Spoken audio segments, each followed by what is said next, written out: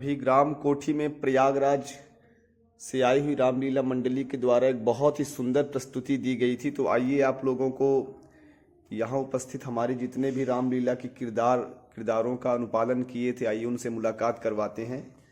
तो आप राम का किरदार शायद किए थे आप जी। बहुत ही सुंदर प्रस्तुति थी आपकी।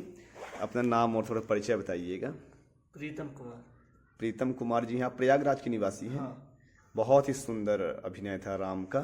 लक्ष्मण जी का किरदार, ये हमारे लक्ष्मण जी, हम तो इनको पहचान ही नहीं पाए थे।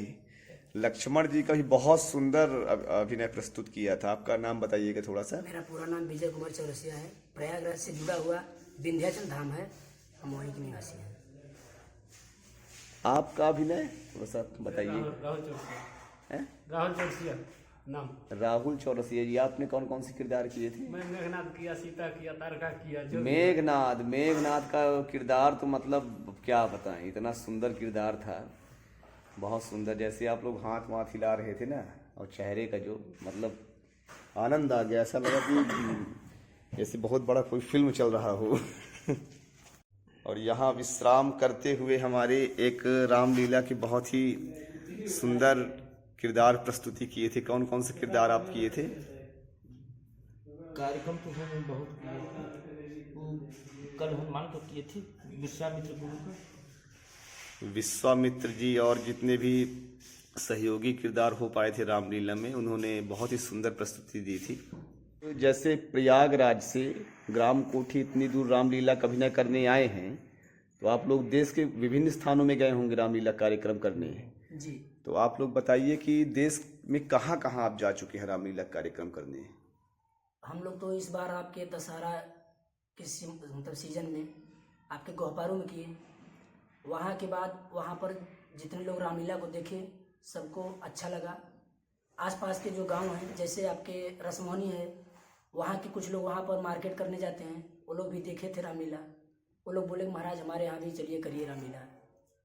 जैसे ये तो हमारे क्षेत्र के आसपास की बात हो गई, लेकिन आप यूपी से हम लोग जैसे राजस्थान जा चुके हैं। हाँ हाँ। आपके छत्तीसगढ़ में बिलासपुर तरफ, उसके बाद आपके रायपुर तरफ, रायपुर के आगे आपका बस्तर संभाग पड़ता है, जगदलपुर जो है उधर, दंतेवाड़ा, बिहार।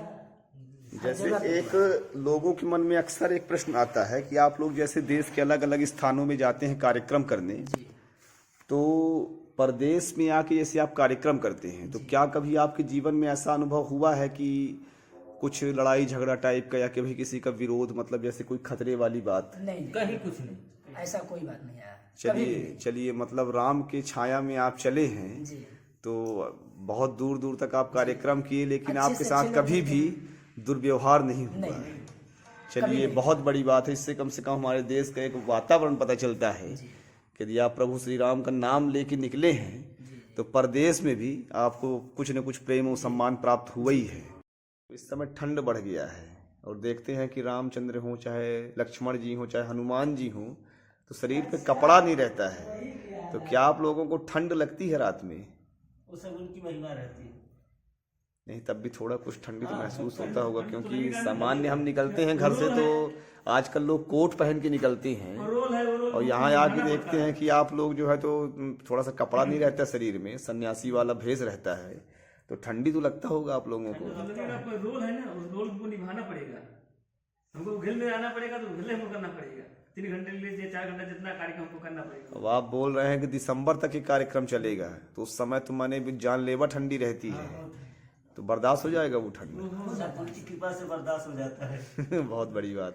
चलिए आप लोग देश के अलग अलग स्थानों पे जाकर, यूपी, बिहार, झारखंड, महाराष्ट्र और राजस्थान, बहुत दूर दूर जाकर आप लोग कार्यक्रम कर रहे हैं, वाकई बहुत सराहनीय बात है। लेकिन एक सामान्य सा प्रश्न है, मैं आपका ऐसी जानकारी के लिए पूछ रहा हूँ कि आपकी उम्र कितनी होगी? मेरी उम्र इसमें 25 साल।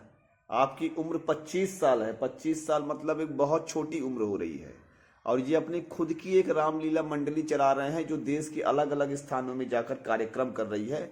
लोग लोग इस बात को जानते हैं कि बाहर जाके काम करना बहुत मुश्किल चीज होता है।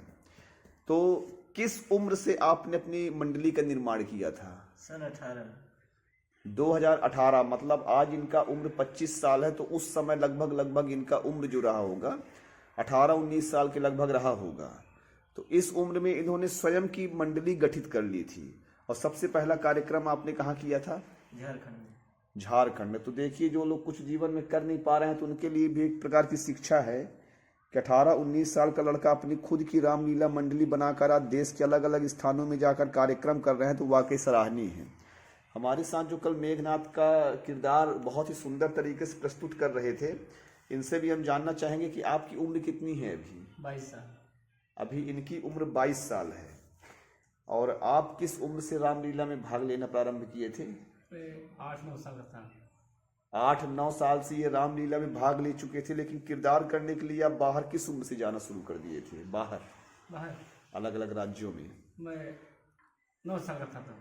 9 साल की उम्र से लगातार ये बाहर जाकर कार्य कर रहे हैं और बहुत ज़्यादा खुशी हुई। अच्छा, एक अनुभव आप लोगों के साथ मैं और साझा करना चाहूँगा कि आज ऑनलाइन का युग है, ऑनलाइन में हमको सब कुछ देखने को प्राप्त हो जाता है, लेकिन इस बार रामलीला ऑफलाइन देखने में जो मज़ा आया उस अनुभव को मैं व्यक्त नहीं कर सकता कि इस बार आमने सामने रामलीला देखने में जो आनंद की प्राप्ति हुई वो ऑनलाइन वीडियो देखने में ऐसे आनंद की प्राप्ति नहीं होती। इसलिए रामलीला हमारी एक प्राचीन धरोहर है। इस धरोहर को हम सभी भारतवासियों को, सभी हिंदुओं को अवश्य ही पूरे देश में समर्थन प्राप्त होना चाहिए एवं इसको विकास प्राप्त हो, इसका सम्मान हो, ऐसा हम सभी को प्रयास करना चाहिए। आप सभी को जय जय श्री सीताराम।